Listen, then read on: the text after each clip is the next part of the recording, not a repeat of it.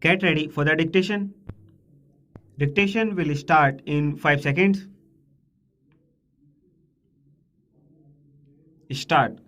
Mr. Vice Chairman, Sir, I welcome the budget proposals for the year 1982-83, which are all comprehensive and which embrace most of the development plans that we have envisaged for the establishment of a socialistic society in this country. In spite of the taxation and the introduction of fresh duties, we find that the finance minister has succeeded in disturbing only a microscopic section of the people of this country to extract sufficient funds for our schemes. The finance minister has also succeeded in finding funds for almost all the development plans in this country, which will add to our good.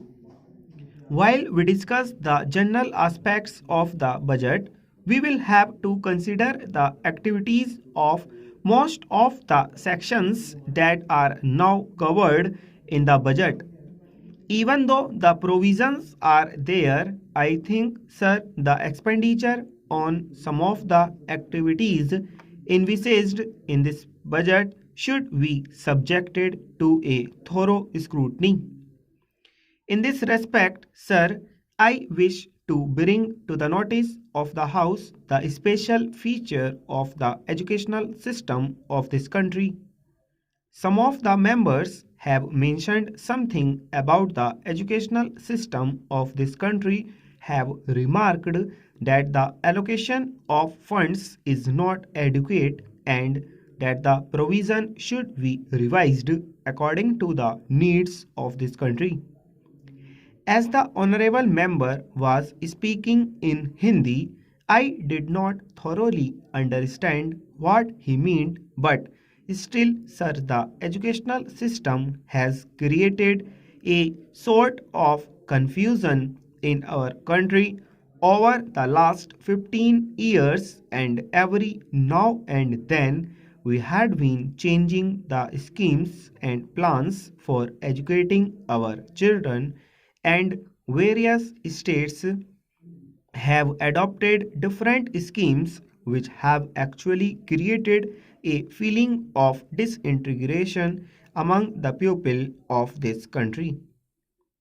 In some of the states, they have switched on to the regional language as the medium of instruction, and in some states, they think that English should be retained as the medium of instruction. But the pupil believed that the medium of instruction should be Hindi, that is the national language of our country. But, sir, the time is not yet ripe for us to switch on to Hindi. So, as and when we find it feasible, we may switch on to our national language, but till that time, we will keep English as the medium of instruction in all educational institutions. Stop. Sir, the other day, the University Grants Commission submitted a report wherein they have mentioned that English should be the medium of instruction at least in the colleges.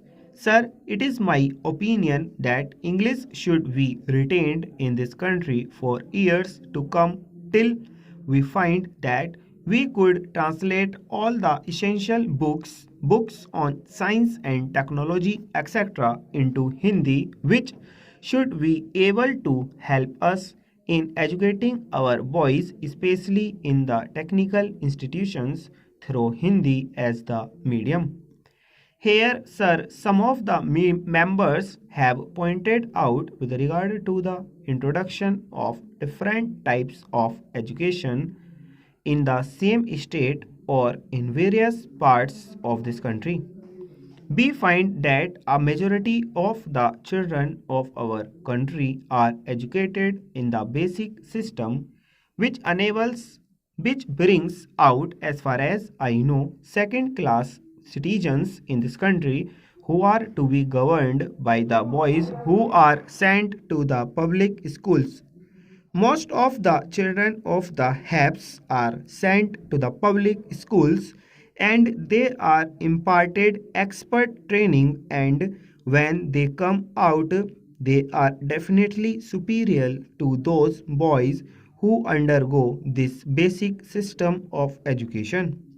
If this basic education is considered to be the best for the development of our country in the socialistic way, we will have somehow or other to find some better means of imparting education whereby they will be able to compete with the students who are now undergoing training in the public schools.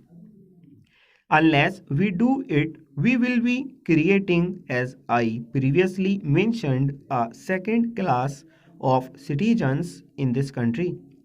I hope the authorities who are concerned with the planning of education in this country will review their schemes according to the suggestions that I have put forth. Now, in the same way, sir, our country is mainly depending on our agriculture and industries for the development of our economy. But the agriculturists are an ignorant section of our pupil who do not find, in spite of the development in that sector of our economy of high production, a better income as the industrial section is having in this country. The industrial section is fast improving and their standard of living has gone high. At the same time, in spite of the better production in the agricultural sector section, the agrarian population has not come at par with the industrial section of this country. In the same way, industrial laborers are organized. Most of them are given so many benefits and advantages according to the legislation that is passed for the betterment of industrial laborers of this country. Stop.